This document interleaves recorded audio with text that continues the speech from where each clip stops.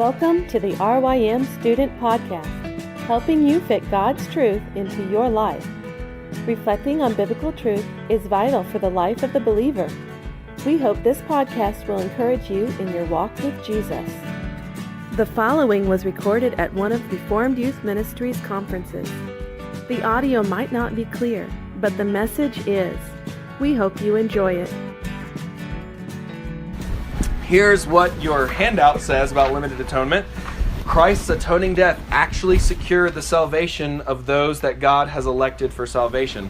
So we're asking the question, a couple of questions we're kind of asking as we answer this, or as we look at this point. Did Jesus come to make salvation possible?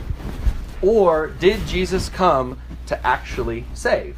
Did Jesus come to make salvation possible? Or did Jesus come to actually save? Another question that we're asking is, for whom did Christ die? For whom did Christ die? Limited atonement answers the question like this. Christ died for the elect. Christ died for the elect. Which, by implication, means that although Christ's death was sufficient for all, it was only effectual, it only worked, it was only meant or intended for his people. So, we see the name of Jesus. What's Jesus' name? The angel says in Matthew, he shall be called Jesus, for he will save his people from their sins. Jesus' mission, the Father said, hey, I'm sending you on a mission. And your mission is this: go save my people. Go save my people. So Jesus comes and he saves his people from their sins. He actually secures the redemption that God the Father has elected us unto. Now, the implication is that, let me say this again because I want you to make sure you hear it, is that Jesus did not die effectually for the world. Jesus did not die for the world in general. He died for all types of people, but not the world in general. Yikes. Kind of scary. We're going to look at this in three ways: biblically, theologically, and logically. Biblically, theologically, and logically. Okay? Now, from the get-go, I'm going to say this. There is less biblical proof text evidence for limited atonement than there is for unconditional election.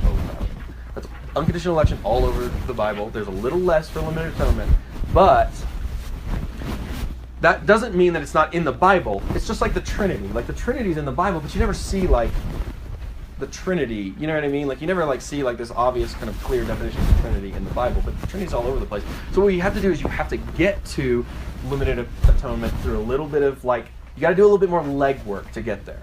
It's there, but you have to do some more legwork, okay? So we're going to start biblically. I'm just going to do a couple for you. John 10, I'll give her the hard-hitting one first. John 10, verse 11, you can turn there if you would like. Jesus says this. He's having a discussion, extended discussion with the rulers of the temple, Pharisees and stuff like that. And he says this: I am the good shepherd. The good shepherd lays down his life for the sheep. I am the good shepherd. The good shepherd lays down his life for the sheep. Who does Jesus lay down his life for? The sheep. Great. Later on in the discourse, Jesus says this, verse 26. You do not believe because you are not among my sheep. You do not believe because you are not among my sheep. Who does Jesus lay down his life for? The sheep. And then there's a group of people Jesus is talking to who he says, you are not among my sheep. Okay? So, very clear here that Jesus lays down his life for his sheep. Not everyone is one of his sheep.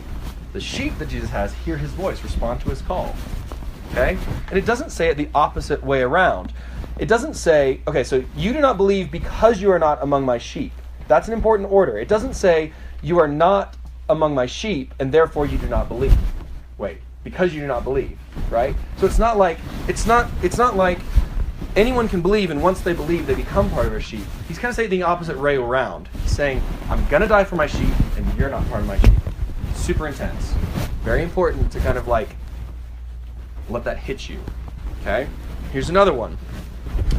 Acts 20:28. Take heed to yourselves and to all the flock, to feed the church of the Lord, which he obtained for himself with his own blood. Okay? For whom did Jesus obtain for himself with his own blood? The church. Who? No, whatever. Whatever. Jesus obtained the church with his own blood. Ephesians 5:25-27. Christ loved the church and gave himself up for her. Who did Jesus give himself up for? The church, right? We're kind of like gelling with these biblical passages. Great. Revelation 5:9.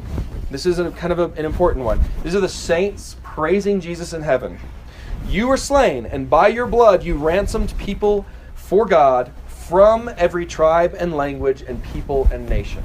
Okay, so Jesus was slain and ransomed people for God from every tribe, people, language, and nation. So if you want to conceptualize this, draw a big circle. And in that big circle is every single person in the entire cosmos, right, who's like lived and died. Every tribe, tongue, nation, and people. When Jesus died, Jesus shed his blood. By his blood, you ransomed people for God from that big circle. So now draw a littler circle, concentric circle, within the big circle. Those are the people for whom Jesus has secured redemption. Okay?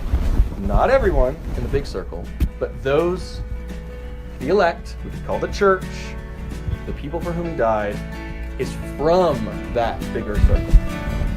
Biblical evidence, right? For more information on RYM student conferences, visit rym.org/conferences.